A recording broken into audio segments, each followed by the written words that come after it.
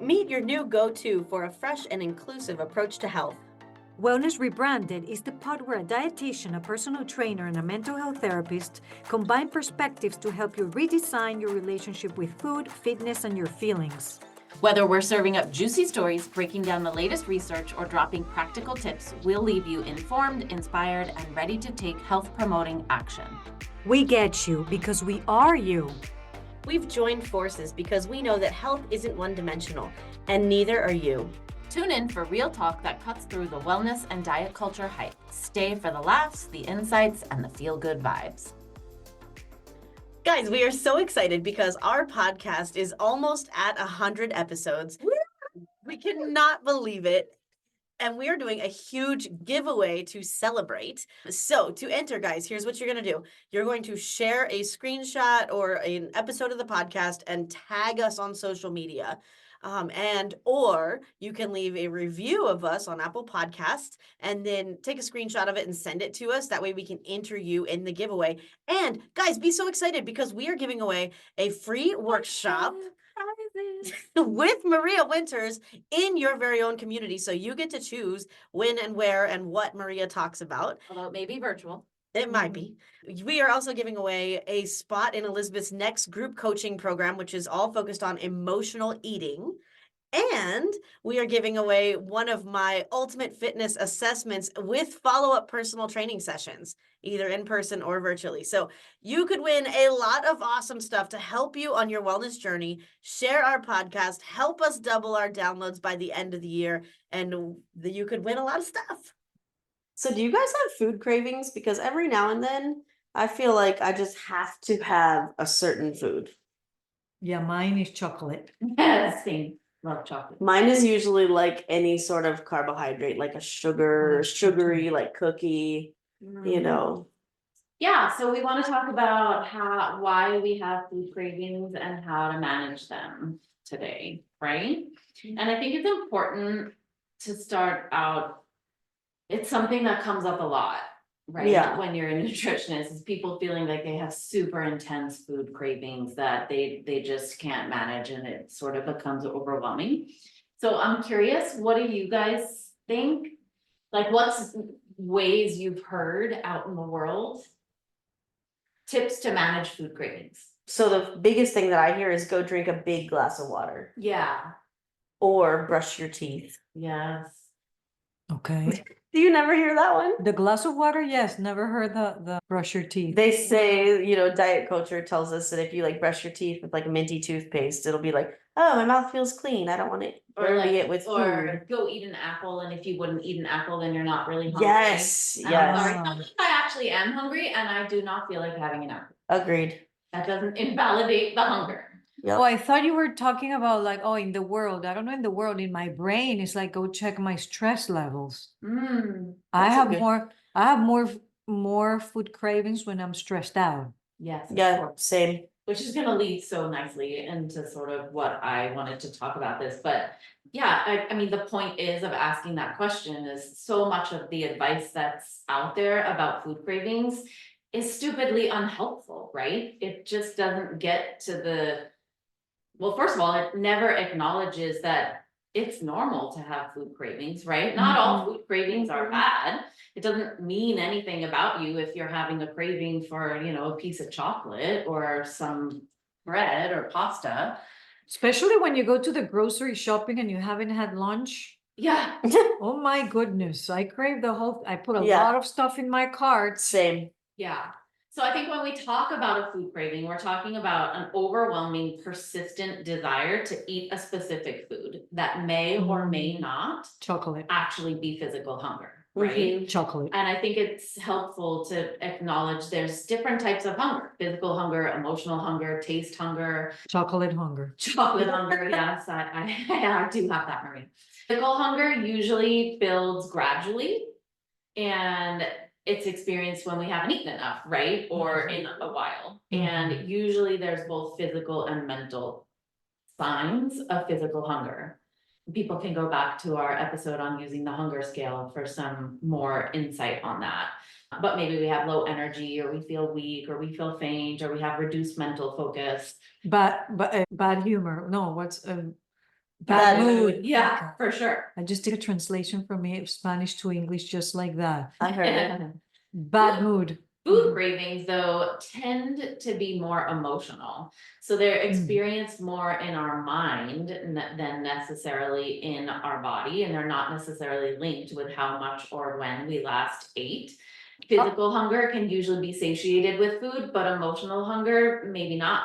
Okay, hold on. I have an example. Mm-hmm. You know what I tell myself when I'm like really tired or sad or I had a bad day? I deserve this, you know, Yeah, I like a deserve this, reward. yeah, like a reward. Mhm. Or the exact opposite, if I had a bad day and I just know that I'm full and I really don't need any more food, it's like, oh, screw it. Yeah. I don't care. Yeah. I'm gonna go for it, even though I'm not hungry, even though I know Mhm. it might even give me a tummy ache. I'm gonna do it because I don't care. Yeah. Those are my two extremes. Uh-huh. Sometimes when I relate Mhm. Yeah, so mood with very food. like Mhm. emotional link to Mhm. that. So when do you think food problems may be more problematic, or like you may need to think about them differently, other than like, yeah, it's normal to sometimes have a craving for a certain food? I don't know that I ever think of food cravings as like might have a problem type thing. Hmm. Are there times when that's true? Well, I mean, maybe problematic isn't necessarily the best word to use, but I think if food cravings make you feel out of control around food. Oh, Or like they're so sure. intense that you can't get it out of your mind, right? Or it leads to uncomfortable overeating or binge eating. Or unhelpful emotional eating if it, disrupts your sense of self-trust kind of thing. Yeah. Then yeah, like maybe there's some healing that can Yes. be done around that. Well, if it's causing discomfort, Yeah, did you just say that and I missed it? I mean, No? in a roundabout way, yeah. Physical discomfort, Mhm. like diarrhea, I mean, valid. like You tummy always ache. have the diarrhea, I've noticed. I'm never going to diarrhea in this podcast. Okay, outside. So you did. No, I said it last night. Uh-oh. Oh, I okay. said, You've oh. been spending too much time with Maria, but in any Yeah. case, that's come up a lot. But we anyway, get it. going back in all seriousness, yeah, physical discomfort, Yeah, because sometimes we do it. We bring that to ourselves, knowing it doesn't feel good, but yeah. It feels like that kind of craving can almost like cross the line into like binging if you're not careful, yeah? mm-hmm, Yeah. mm-hmm. So I think the first thing, if you are out there and someone who really struggles with intense food cravings, to realize or check in on, are you getting enough to eat? Because it's Mhm. really common, something I see a lot with my clients where they're like, oh, I just have all these cravings and I can't, my sweet tooth is insatiable and all these things. And when I look at their diet, they're just not getting, they're under Enough, eating. yeah. And the very first adjustment we make is getting them eating more and more often. And those intense cravings like naturally become diminished to Mm. maybe just a more natural level. It's like your body really asking for more nourishment, but we're Mhm. not giving it. Yeah. Yeah, I and feel like that might be me because I work like such long days with very few, if any, breaks. Mhm. So I'm always eating things that can be like eaten on the go, right? Like a Right. hard-boiled egg or granola bar or something like that. And then I get home from work and I make dinner, which is always, well, not always, but usually it's like, some sort of protein, veggie, starch. Like I try to make it pretty hearty. And then after dinner, like it's common for me to be like, dude, I just want like some chips or some ice cream or what do we got? Mhm. Like, and I think it's my body's way of being like, hey girl, you didn't feed us enough all day. All We're day. still hungry. Yeah, it's catch up. And I'm not Catch sitting up. there like, let me snack on some veggies, although Mhm. sometimes I do Yeah. eat those little bite-sized peppers, but So I think the point though is like, think about what we just said. So often when people are experiencing those really intense cravings, that preoccupation with food and certain types of food, diet culture is telling you to drink water, to go eat an apple. yeah. And actually under eating leads to preoccupation with food, right? Under eating leads to seeking out more food. And Mhm. usually it is going to be the higher palatability, quicker Mhm. sources of energy, more satisfying. So that's just something, I just really wanted to draw that distinction clearly of a lot of times when we're struggling with intense food cravings, it's a sign from our bodies that we're not getting enough to eat. Yeah. And then I think it's helpful to think about perhaps some of the psychological underpinnings of food cravings, which Maria, you kind of alluded to when, it's when I feel more stressed, I'm more likely, right? And sometimes just hormonal as well, obviously. It's natural to have sort of different cravings at different times of your cycle, and that's natural and normal, but I think there's like a social aspect to this too, where we have like people making like cravings kind of part of their personality. Like, is it wine o'clock yet? Or, my family runs on coffee and chaos, like we've kind of turned it into a personality trait to have these like cravings, you know? Or even the association between that and a reward. Like, what is your understanding of, or what do you practice as a reward system?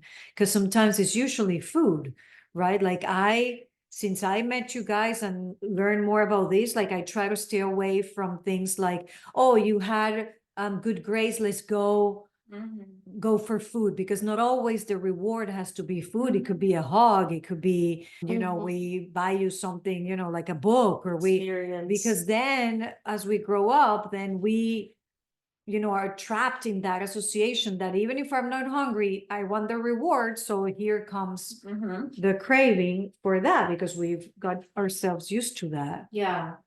So I think that is just one general tip. Make sure you're getting enough to eat. I've been talking a lot. Seems like it's come up over and over again this week with clients, but sort of like the nutrition hierarchy of needs is what Rachel Hartley called it in her book, Gentle Nutrition. You can think of it as the pyramid, but at the bottom of the pyramid is just adequacy, right? Making sure you're getting enough to eat.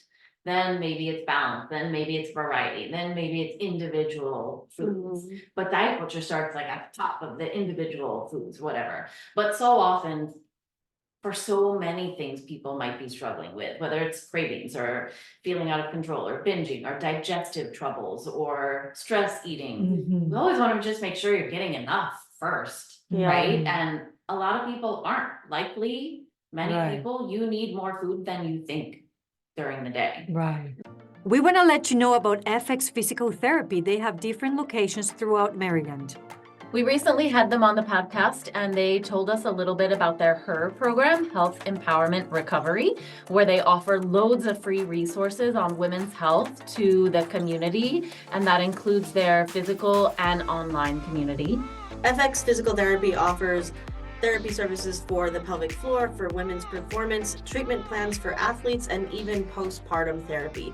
So if you have any physical therapy needs and you're in the state of Maryland, we definitely recommend checking them out. So Elizabeth, let me ask you this question. So I'm not getting enough during the day, but I'm obviously getting enough calories in because I'm maintaining my weight, right? So does that not put me back into balance? Well, I think it's about how you feel and also how it contributes to like your nutrient density, right? If you're tending to save up all of your calories intentionally or unintentionally for the end of the day, and then you're eating a whole bunch and going to bed and that makes you feel bad, like that's right. Yeah, maybe you're getting enough calories, but it's not supporting you in the best way because you don't feel great. Or if you're saving them all up and then at the end of the day you have dinner, but then you're grazing on ice cream and chips and all these different things, well, might you feel better if you ate more fuller meals earlier in the day that had more nutrient density? And then there's nothing wrong with having those other foods, but if you look at the whole of your diet, it just may better support you and feel better physically, mentally, emotionally. No doubt that's true. So getting enough to eat, but also just making sure that you're meeting your basic self-care needs, right? Are your meals balanced to support you? Are you moving and using your body in a way that feels good? Are you getting enough sleep? Are you, managing stress is a big one. If someone is out there and they really struggle with those intense food cravings and they're not dieting, restricting, they are getting enough to eat during the day, doing it in a way that feels good. The next thing I would look at is stress management, right? Because that sounds like Right. it could be more emotionally based. So some of those same stress management tools that we would talk about all the time can be really helpful, right?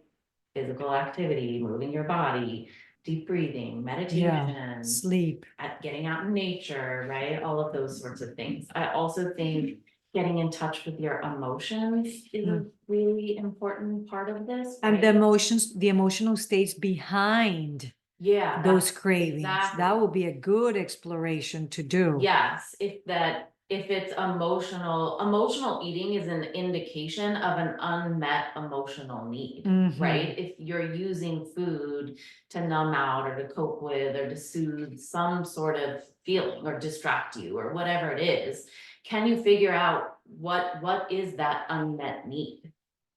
And sometimes even consider boredom behind, you know, in these emotions too. Not only sadness, anxiety, but sometimes we crave because we're bored. Yeah, I think that's really Yeah. common. Yeah. Mhm.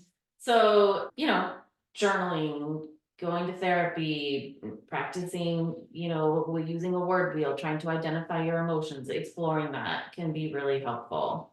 And then I think being gentle with yourself and remembering it's normal to have cravings. Like, are these cravings actually problematic for you? Or do you just feel as though they're a problem because the world has made you think you Right. should never crave certain things?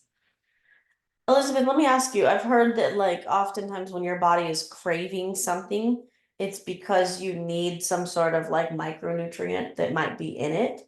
For example, like, oh, pregnant women crave pickles because they need the sodium, or whatever. Is there truth to that, or is that just like lore? I mean, I don't have any specific research I can point to say yes or no right off the top of my head, but yeah, I think so. I mean, I'll give you a personal example. I was a vegetarian for many, many years, including through, you're looking at, Whoa. obviously you didn't know that. I had no idea. Did you, No. For Maria? at least 6, 7, 8 years, I was a vegetarian, including all the way through my first pregnancy. And after my daughter was born, I was craving a hamburger. And I just went and had one. I mean, I hadn't eaten meat in 7 or 8 years. I believe my body knew somehow that it needed iron, Yeah. right? Through all that and the blood loss and all the things. So, I mean, that is very anecdotal, but I think goes back to and in line with the premise of intuitive eating. Our bodies are innately wise. They do know what we need if we are able to listen. And do they know everything? Not necessarily, but I think they're wise. I think there probably is something to that. I have not explored it in the research. Was that the end of your vegetarianism journey? It actually was. Really? Yeah. I don't know. I had that hamburger and I think I can't totally remember, but I do believe it was sort of like, then I just ate meat again. And what made you go vegetarian to begin with? I think it was probably very diet culture-y, wellness culture-y. I thought that it was what I should do, and I'm sure at some level I probably thought it would, be better for a certain weight. I don't know. I'm sure that there was diet culture underpinnings of it. Sure. I definitely there was a time in my life when I believed there was a perfect diet. And I think at that time I thought that was it and that I should do it. And that bonus, it probably would also make my body look however I wanted it to look. Side note, if you're out there listening, this is a conversation that's also come up with clients many, many times in the last week or two. I recently welcomed a new client who had a pretty good relationship, a fairly healthy relationship with food until about 5 years ago. And then she had a health thing happen. She went to a doctor, they put her on a certain diet or eating protocol, whatever you want to call it. And then that sort of led her down another into another diet eating protocol. Then she decided that she wanted to build muscle. And so then she got in the fitness world. They started giving her diets, macros, and fast forward 5 years, and she now is working with me to get support to heal her relationship with food again. And we were talking about it, and she started off saying, well, it never started as weight loss for me. It started as a health thing. And then, now she's aging, and then it turned into, well, but I want to protect my brain health for aging, and I want to do this for aging. Common story, I feel like. Yeah, so common. Well, she reevaluated her why that we were talking about. Yeah. Like it changed as she moved on. Yeah, and the point that I wanted to make is I stopped her and I said to her, it sounds like you've really been searching for the perfect diet. And I don't mean diet as in weight loss diet, but perfect diet as in the one that's going to guarantee you longevity and healthy aging and feeling a certain way. And it was a kind of a major aha moment for her. She really sat back and said, you're right. I never really thought about it that way, but that's exactly what I was doing. And then we were able to have a conversation about, you know what? There actually isn't a perfect diet. I have a master's degree in nutrition science. It literally doesn't exist. There's no one defined way of eat only these foods and these ratios and this amount that is the perfect diet. It doesn't exist because one, we all have different bodies. We all have different lifestyles. We all have different genetics. We all have different. So if you're out there and that resonates with you, you can stop searching. There is no perfect diet. There's no perfect way of eating. And also we live in the real world, and it's going to look different every day. And what supports you best today may look a little bit slightly different tomorrow. And you're not a robot, so sometimes it's not going to feel exactly right. And then you just get to try again tomorrow. Yes. Yep. So that was a little bit of a diversion from food cravings, but great message though. This episode was really helpful. And curious, what would you guys take away? What's something that resonates with you? I think this exactly what you just said last. Stop searching. There's no perfect way to do those things. That's what we're rebranding wellness. And like we said, we're not one-dimensional. So that's why we can explore different areas that work for you. And let's leave all those highly unattainable, unrealistic standards on the side. That's my takeaway. Yeah. I have 2 takeaways. My first is that cravings aren't shameful. Love it. Yeah. And my second is that I may not be eating enough throughout the day. There you go. I cannot tell you how often that happens when I'm talking with people, Tara. Guys, if you like this episode, if it was helpful, we would so appreciate it if you would help us get it into more hands. We're really trying to grow our podcast so that we can continue to bring you this valuable free content. You can do that by downloading the show, hit the follow button, share the episode with a friend or someone who needs to hear the message, and extra yummy bonus points if you screenshot this episode and throw it up on your social media and tag us. That is really, you can help us amplify this whole health message, and we would love for you to partner with us in that time. Hey guys, it's Tara, and I know the world is pretty stressful sometimes, so I have created a special class. It's an hour-long progressive relaxation. So for those of you that have been listening to the pod for a long time, I did a special episode of this about a year ago, episode 59, but I'm going to be having a class in person in Annapolis on September 11th at 6:30 p.m. And it's also available virtually. So if you don't live local to Annapolis, Maryland, no worries. You can still register. We'll do it on Zoom. Sometimes it's even better that way because you'll get to just lay there in the comfort of your own home and relax with us. And I'll take you through a guided progressive relaxation, meditation, visualization, and you are guaranteed to leave the class feeling better than when you got there. So if you want to join me for that, the link is in the show notes to register, and I hope I'll see you there. Thank you for listening. If you want to connect with me outside of this podcast, you can find me on Instagram at coaching_therapist.